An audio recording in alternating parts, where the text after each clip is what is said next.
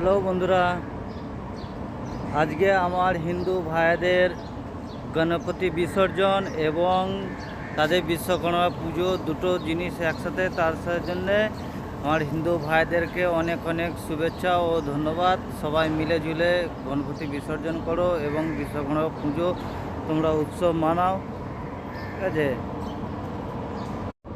আর তোমরা ভালোভাবে উৎসব কাটাও। উৎসব কাটানো ইয়েতে রাস্তাঘাটে যাওয়ার সময় কোনো ঝুট ঝামেলা যাবে না, ঝুট ঝামেলা থেকে দূরে থাকবে।